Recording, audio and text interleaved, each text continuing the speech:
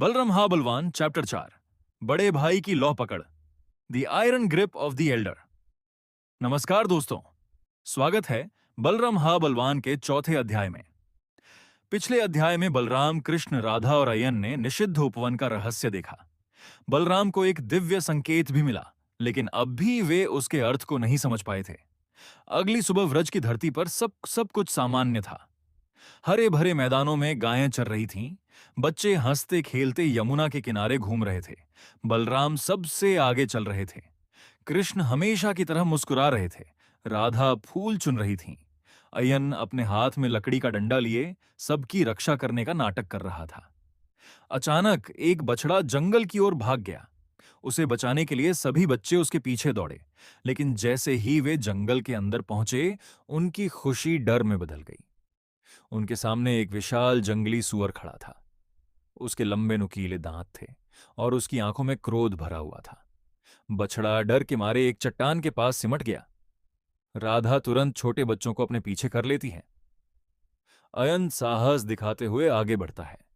वह अपनी लकड़ी की लाठी से जंगली सुअर को रोकने की कोशिश करता है, लेकिन एक ही झटके में सुअर उसकी लाठी तोड़ देता है और अयन जमीन पर गिर पड़ता है। राधा घबराकर चिल्लाती है, अयन!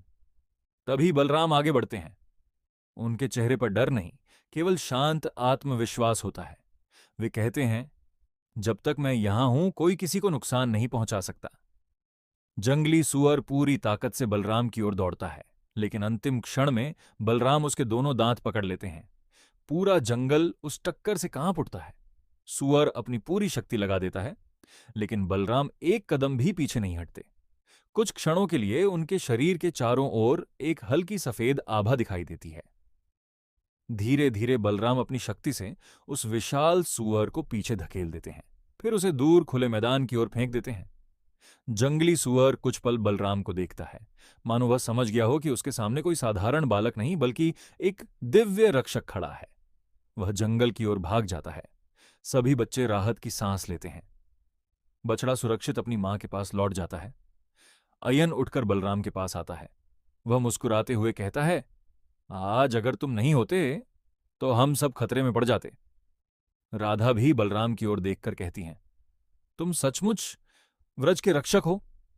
कृष्ण अपने बड़े भाई के कंधे पर हाथ रखते हैं और मुस्कुराकर कहते हैं, भैया, यही आपकी असली पहचान है।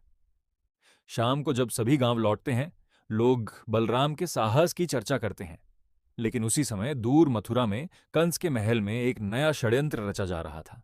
कंस ने अपने सबसे चालाक राक्षस प्रलंबासुर को बुलाया। वह बोला, बलराम और कृष्ण को बल से नहीं, छल से हराया जाएगा। प्रलंबासुर मुस्कुराया और व्रज की ओर चल पड़ा। यहीं समाप्त होता है बलराम हा बलवान चैप्टर 4 बड़े भाई की लौह पकड़। अगले अध्याय रूप बदलने वाले का प्रहार, द शेप शिफ्टर स्ट्राइक में प्रलंबासुर एक ग्वालबाल का रूप धारण करके व्रज में प्रवेश करेगा और बलराम के जीवन की पहली बड़ी परीक्षा शुरू होगी।